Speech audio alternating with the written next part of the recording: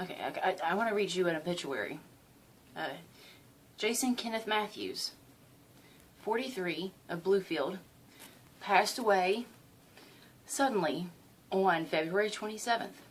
He was born March 8th, 1973. He was the son of Ronald and Margaret Matthews. Jason was an avid outdoorsman and loved riding his Harley with his beloved wife Angie. His greatest love was his family and the time that he spent with them.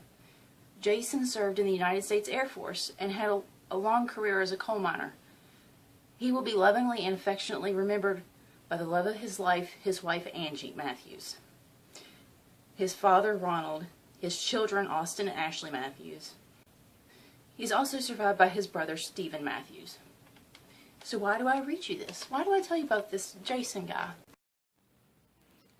In an article that I found on Think Progress, it states that a mining operation owned by West Virginia Governor Jim Justice was cited for 6 safety violations following the death of a worker in February, according to the Charleston Gazette-Mail. West Virginia inspectors cited Justice Low Seam Mining, Inc. with violations discovered at the J.C. Jim Justice II prep plant, including one violation that will draw a special assessment penalty.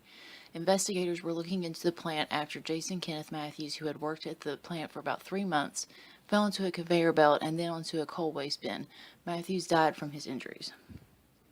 The West Virginia Office of Miners' Health, Safety, and Training issued 2 violations to Justice's company for failing to implement a comprehensive mine safety program, and 2 more for failing to ensure that workers wore harnesses and that ladders were properly secured. A 5th violation was issued because the company failed to report the full detail of the incident to the state within 24 hours. The 6th violation, drawing the special assessment penalty, was issued because the employer failed to ensure that repairs are not performed on equipment until it is completely powered off. According to the incident report, the power on the conveyor belt was on during the time of the fatal incident. These recent safety violations are not the first time Justice's mines have been cited. His mines have been cited 3,657 times by the Mine Safety and Health Administration. According to an NPR investigation, Justice's mines also have a worse than average safety records, with 147 injuries occurring at his mines in recent years. The same NPR investigation found that Justice's mining companies owe $15 million in 6 states in unpaid taxes and mine safety penalties. Penalties for mine safety violations can range from $5,000 to $10,000 in the state of West Virginia, with higher fines usually levied in the event of a worker death. According to the Charleston Gazette-Mail, Justice was listed as the controller of the mine at the time of the accident, but that the title has since been switched to his daughter and son.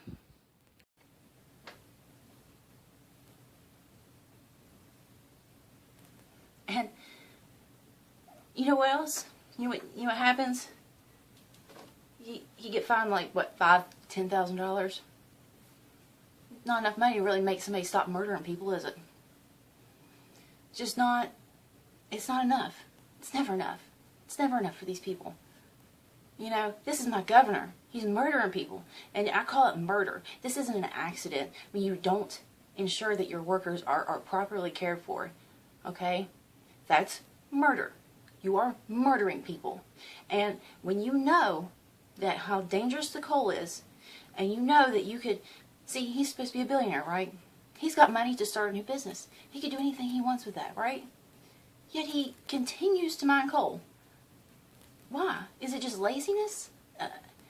He could go into solar or anything, but why doesn't he? I mean, he's already, he's got the Greenbrier, he's got all these other things. Why can't he just move on? And how many decades have we had renewable energy? How many decades have we known about climate science? This man is a murderer. And what kills me is the fact that Jason would be, it's a beautiful day outside. He should be out there riding his motorcycle with his wife. He should be or home with his kids.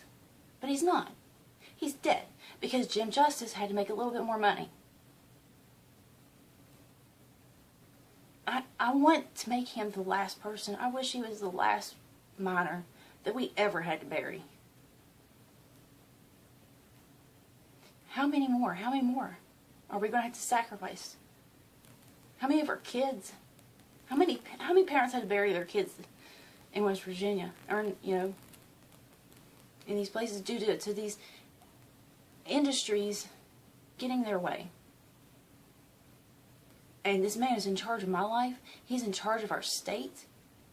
He made people. He sent out a letter to 250 people, elected officials, people that were just running, candidates, and it was asked them to sign a pledge to coal that one, that they would pledge a commitment to the coal industry, and two, to the safety of miners. Because that comes second. That was before he was even elected. He sent that out to everybody, asking them for their allegiance in his corruption. Hey, everybody, I want you to promise me that you're going to help me murder more people and poison more people and make other people sick. Yeah. That's who's in charge of my state. Feels good.